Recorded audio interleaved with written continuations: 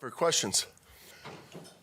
Gus, an anomaly last week against the Kansas City Chiefs, kind of a one game type of thing, do you think? And you feel like Well, we got to make sure, it was one of those things. I told our guys that we know what the standard can look like, and now we know what it shouldn't look like.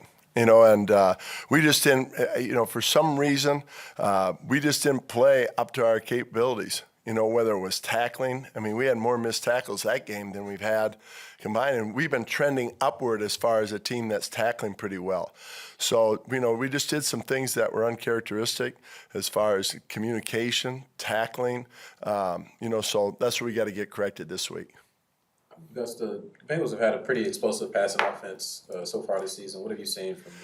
Yeah, they're very talented. I coached with Joe's dad, Jimmy Burrow, at North Dakota State. So I've known the family for many years, known Joe. Obviously, I think he was like in 7th grade when they left. But, great family. But I know how competitive the family is, and I know how competitive Joe is. He's extremely competitive, very smart, very talented, very poised. Not a lot of guys, especially in their younger years, when they feel pressure, keep their eyes downfield. And he's one of those guys that can do that. So he's always looking to make plays, does a good job escaping, extending plays. Now on the receiving core, it's an extremely talented receiving core now across the board. I know our scout came in and felt like it might be one of the best receiving core that we face. And it shows that way on tape. They're very explosive. Even in games they lost, like the Jets, I think they had 30-some points. And so they can score from anywhere on the field. And, and I haven't even mentioned Mixon yet. He's a guy that is a handful and, a jump cutter and, a big, strong, physical type back. So very impressive offense. They can be very explosive. When you talk about making sure you get the stuff that went wrong corrected, I mean, how fixable is it, especially in a week? How much? Yeah, I think some of it was, concentration. It felt like there was some reverting back to old style as far as some tackling technique and things like that. And even what we saw in the beginning of the season, some of the missed tackles we had due to some of the techniques or style showed up again.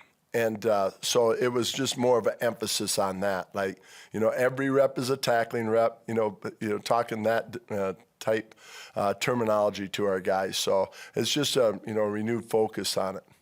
When you're talking about going back to old tactics, are you talking about more going for the strip instead of the tackle to begin with? No, I think, not that part. I think just space tackling. With a team like Kansas City, it's so important because they try to utilize the whole field. They spread it out. They use the whole width. And we knew space tackling was going to be a situation where we had to be on it, and we just weren't.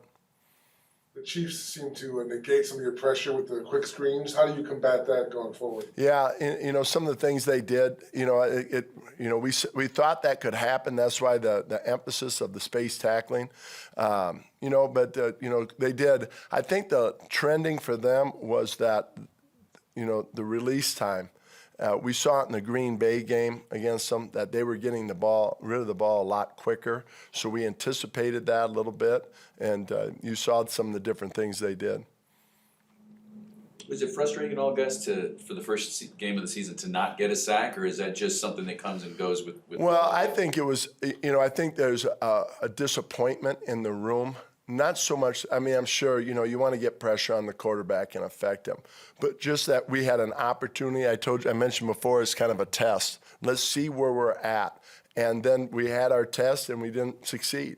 And I think that's the disappointment. And now it's just back to work and say, all right, we understand now some of the things and who we are and what we got to make sure we protect and make sure we build on that.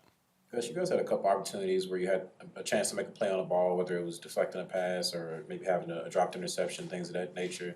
I don't think that's been a big issue this year, but have you seen anything? Well, we have had some missed opportunities now. I think one of our coaches said we've had 6 missed stops, on interceptions. And in a game like that, boy, you got to take advantage of every opportunity. I think the score was relatively close at the time, excuse me, and Casey Hayward dropped that one. It had been great field position. And plays like that can turn the tide.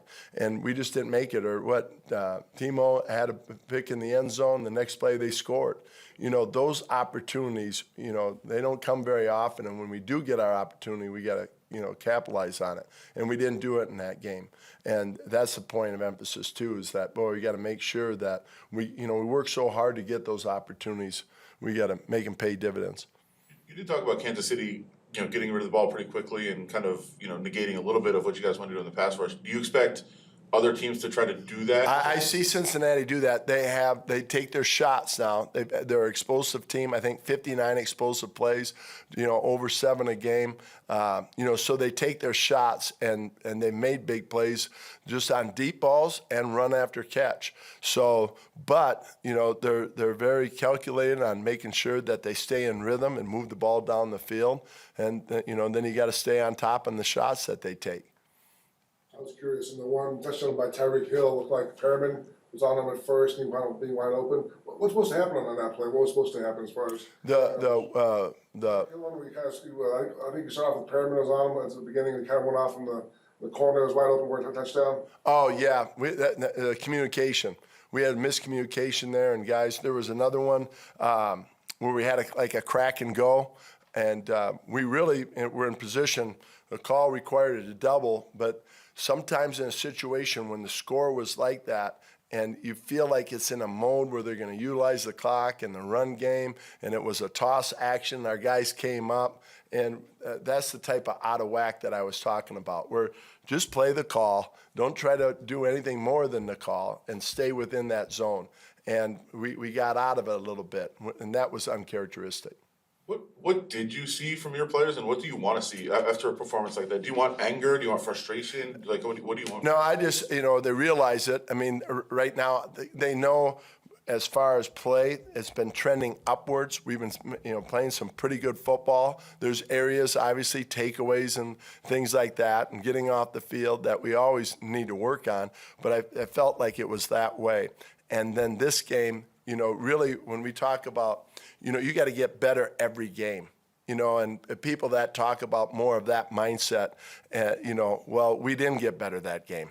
That is not what get better looks like in our minds. And the players understand that, and they hold it to a higher standard as well as the coaches. So I think it's, let's get it right.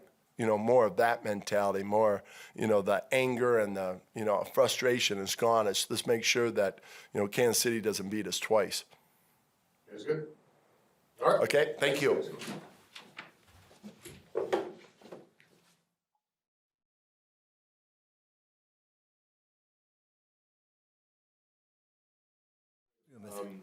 A couple of games where Darren Waller hasn't quite got on track as he had in the past. Anything that you put your finger on with that? Again, he's defended. Every team's going to defend Darren Waller, but we'll continue to find ways to get him the ball and find ways to get him targets because he's, that good of a player, obviously. So, without giving anything away, we'll just continue to work ways to get him the ball. Have you noticed that any changes in how defenses are defending you without Henry Ruggs out there?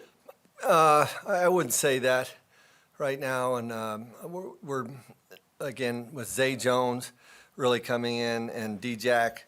We've got two guys there that are capable players that are, again, have got an opportunity to play now, and we like what we got in those players. Greg, I know you guys have made a lot of tweaks in the run game since you took over as a play caller. At this point, is it just a matter of better execution and guys playing better together? Yeah, we felt like we were on the right track, there for a few games, and it was coming together, and for different reasons. Whether it be, last week the game got out of hand a little bit, and we didn't start out, obviously, the number of opportunities in the first half to get the run game established. But we'll continue to try and get it better every game. I got one more on Waller. I mean, in the opener, he had 19 targets in the first game. Some of them were like in tight windows. Was there an overcorrection, or did you guys not like what happened that first game, or what was the kind of is there a follow-up to? Again, I think part of it is the way teams are defending him, and we still, I think I alluded to, when we put together the game plan, we always go through and as we are putting a game plan together, we're very aware of who the touches should be going to. And then at the end of it, it's, okay, which player has the most touches right now in this game plan designed to him, and normally it's going to be Darren Waller as your best player. That's how you design your plays, and most teams do it that way. So we just got to do a better job of finding different ways to get him open.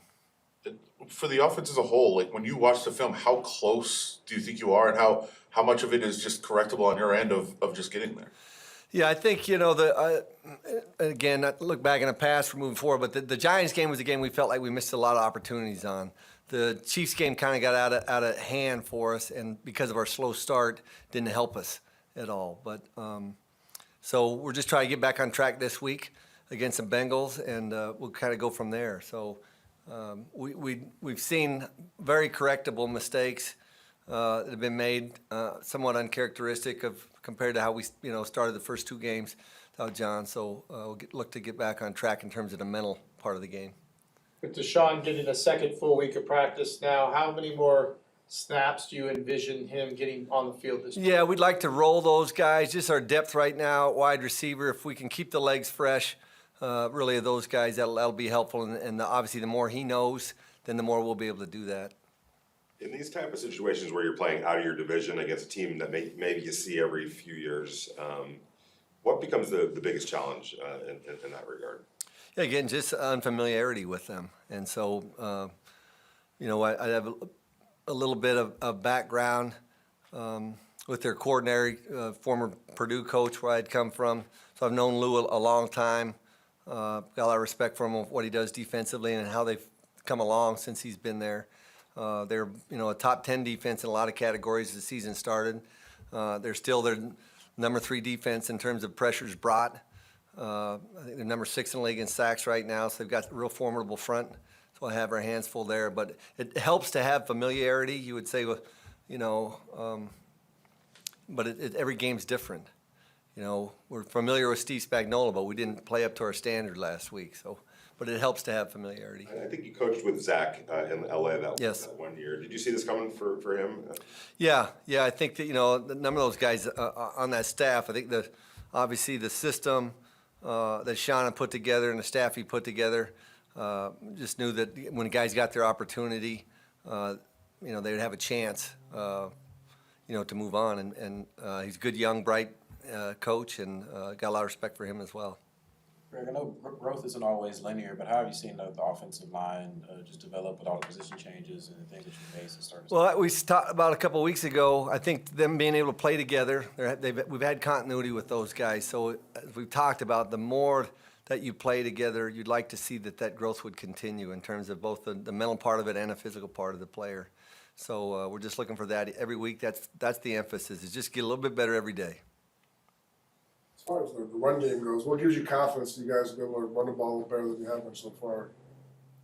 Just how we practice and how we prepare, really. And again, we talk about the continued growth on a daily basis.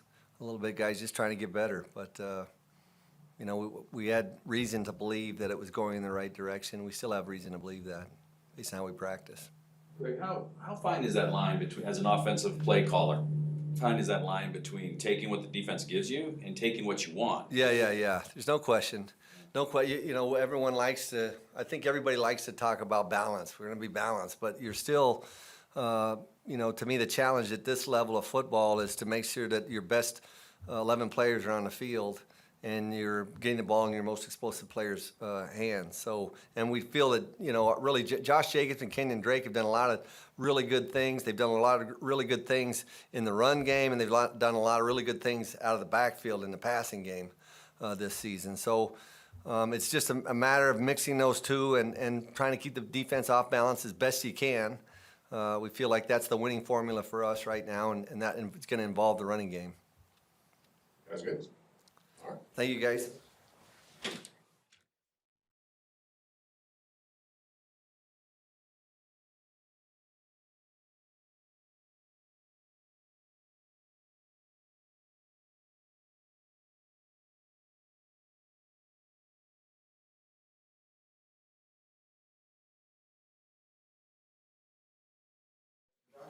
Hey Josh, a couple frustrating weeks, I'm sure, these last 2 weeks, and watching the film, it would just seem like a lot of it was kind of self-inflicted wounds. Yeah. Does that make it more hopeful moving forward, or frustrating, looking back? I think it's a combination of the two. It's very easily fixable things, but just to be making them same like mistakes in this late in the season, it's kind of frustrating. What are some of the mistakes you see kind of showing up over and over again? Just little simple stuff like jumping off sides, not lining up on the ball, holding penalties, like things that's like kind of preventable with just discipline, like a lot of discipline issues. So that's probably just the biggest things. Josh, you've been on both of the last couple of teams that started off with really strong records and then didn't finish the season well. What do you think it would take to avoid that happening this season? I don't know, that's a great question. In my opinion, just getting back to the basics as a team, like just working on the fundamentals. Everybody trying to get their legs back under them and things like that. And just kind of try to come out and revamp ourselves and put our brand of football out there. I think that's kind of the thing that I was echoing the most last game, like just be who we think we are to the team. So that's probably just the biggest thing. Derek talked about how he hasn't seen anybody checking out or moving in that direction. Yeah, that's probably the best thing that I've seen this year on our team is guys still coming in to work every day. I mean, guys still trying to get better. Nobody's really complacent on the team. I mean, like you go out there and see the defense work, they still flying around to the ball and things like that. So yeah, just to have that type of mentality is the biggest difference between any other team I've been on.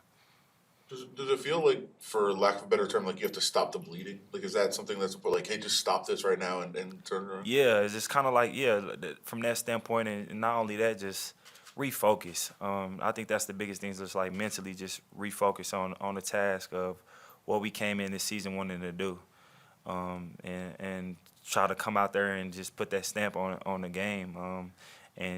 From us, like just coming in and just dominating, especially as an offense, is just do what we do, stay on schedule, try to make explosive plays and things like that. So that's been the thing we try to get back to this week.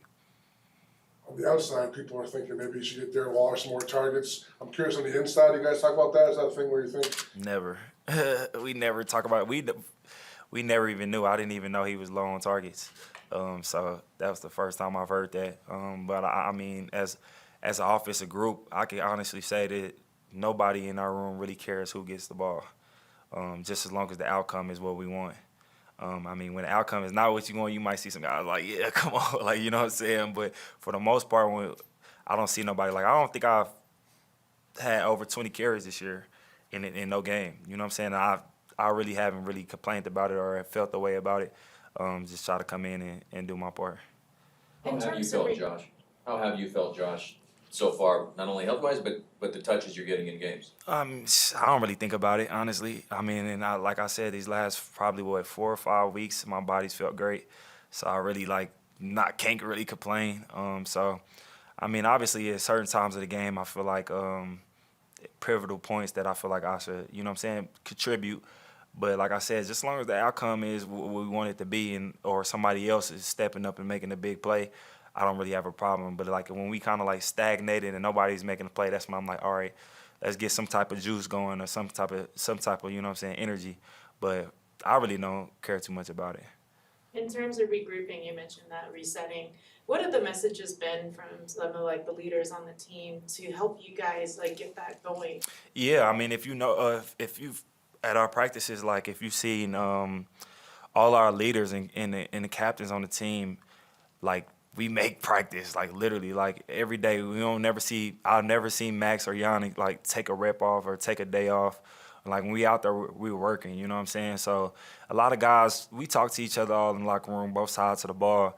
But we kind of try to come to the point where we're just leading by example right now.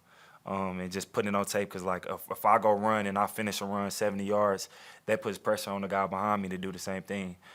So that's what we've been trying to implement. Josh, we haven't had a real chance to talk to you after some things happened here. And there, there's a football side of things, and then there's a personal side of things. Yeah. It's tough to deal with that sometimes. How have you been able to deal with everything, and also maybe from this perspective? I mean, I feel like for me, it's been a lot harder. just with the situations that have come, like even with Gru and with Henry.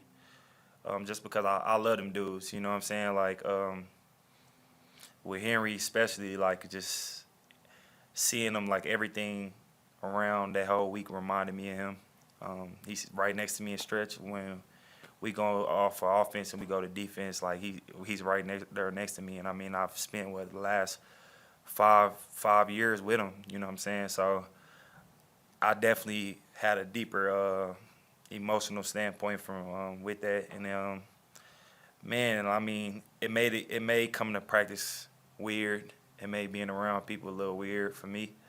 But I mean I've sat down and I've talked to him, and man, I told him, I'm like, yeah, he gave me some encouraging words, which is crazy. He was just telling me, like, you know what I'm saying, you still got to do what you got to do and things like that. So, I mean, I try to come out that next game in New York and play, you know what I'm saying? And that was kind of my thing. Like, I kind of got emotional before the game. But once I stepped on the field that day, I was just like, I'm going to put it out on the line. And it was probably one of my best games this year. So, yeah, just try to come back to that, back to football, and then get back to the love of the game and just have fun with it. You know what I'm saying? Have you been able to talk to him? And Yeah. I actually been over there a couple times to his house and talked to him and talked to his family. I kept in contact with all of them throughout the whole process.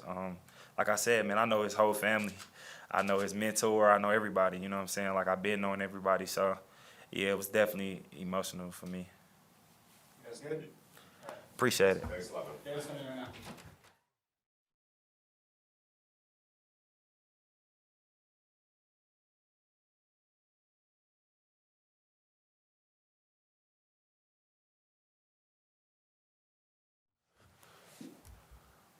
Darren, I know you had an injury, prior to the Eagles game, kept you out of it. How we haven't talked to you since then, I don't think. And how are you feeling now? Yeah, I'm over that, so my body's feeling pretty good. There's a growing narrative outside the building that you need more touches, you need more looks, you need more targets. That's the problem with the offense. I mean, have you felt that? Is that something that you guys have been talking about? I mean, it is a little different, because over the past couple of years, I am used to a lot more volume, but I guess there's a lot more things in play this year. There's a lot more guys that can do stuff with the rock. There's a lot of different ways and situations where there's a lot of bodies around me, and there aren't as many opportunities where it frees up where I am getting a good look, I guess. So, and sometimes when those happens, Derek may get pressured, things may happen. So I don't think me getting more targets is the answer to everything, and nor do I think that does something special for our offense. I do feel like when I get my hands on the ball, it's a great thing, and I do want to be able to make plays for this team. But there's so many things that I can't control when I approach the game, and if I try to focus on those things, I can get frustrated like anybody else can. But I just try to focus on running every route like I am going to get the ball and never letting that mindset change, and that keeps me encouraged throughout the game. Are you noticing different things that defenses are doing to you? Yeah, I mean, it's whenever I'm out wide, it's usually a cloud situation, going over the middle of the field.